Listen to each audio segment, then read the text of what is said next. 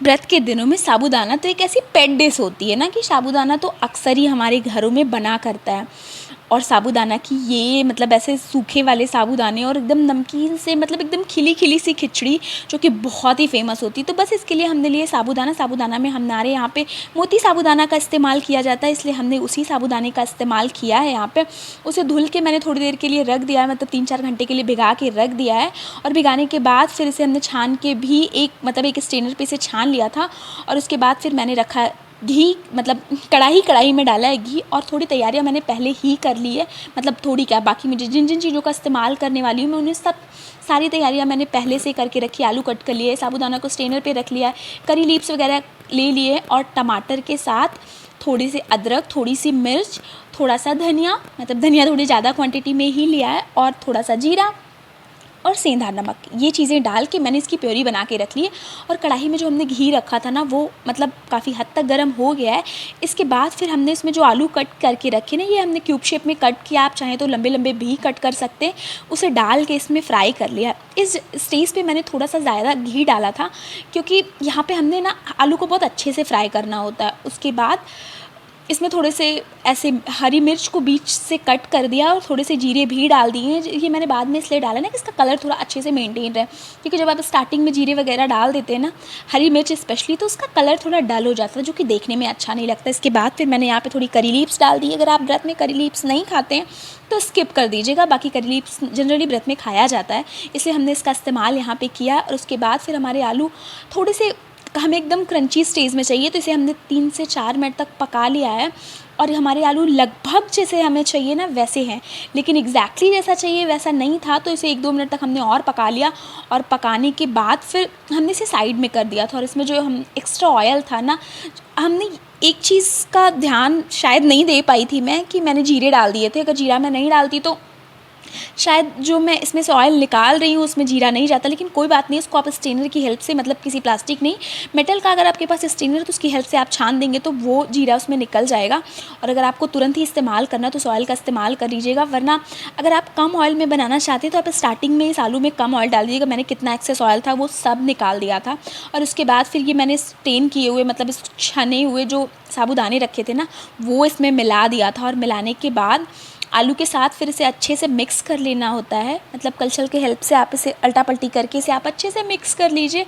और मिक्स करने के बाद इसे थोड़ी देर के लिए रेस्ट पे देना होता है, मतलब गैस के फ्लेम को मीडियम कर दीजिएगा।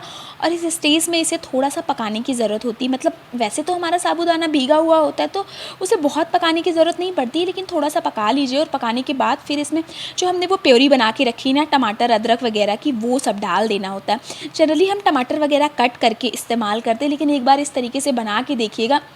अगर आपके घर में थोड़े से नखरीले बच्चे हैं जिनको टमाटर से प्रॉब्लम होती है, मतलब चाइल्डहुड में बच्चों को टमाटर से बहुत प्रॉब्लम होती है, स्पेशली मुझे अपना बचपन याद है क्योंकि मुझे भी टमाटर का टेस्ट बिल्कुल नहीं पसंद था। तो शायद मेरी मम्मा भी मुझे ऐसे ही पीस के पिलाती रही होंगी, मतलब खिलाती रही होंगी, क्या करती थी मुझे नहीं पता, लेकिन जब टमाटर दाल वगैरह में पड़ता था तो मैं निकाल के रख दिया करती थी। तो ये उन लोगों के लिए बहुत यूज़फुल है जिन्हें टमाटर खाना नहीं पसंद है, तो इसमें आपको समझ ही नहीं आएगा कि क्या पड़ा है।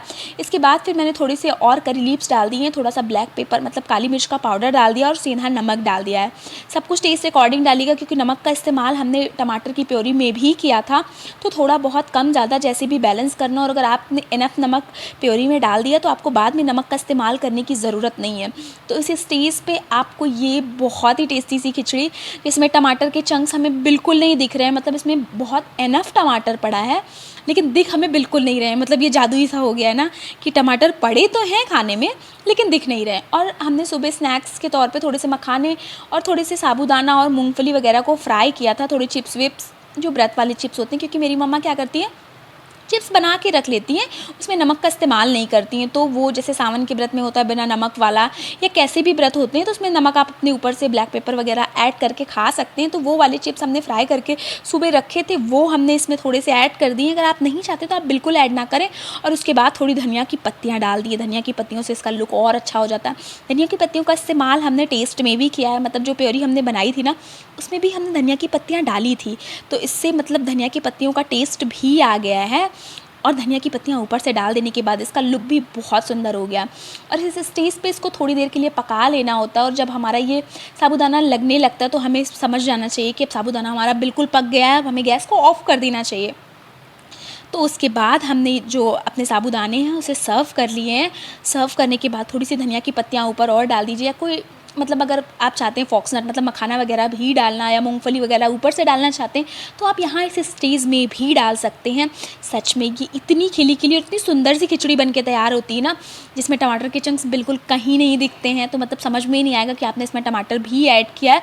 और इसका कलर तो बहुत ही अमेजिंग लग रहा है, मतलब ये रेडिश रेडिश लग रहा है।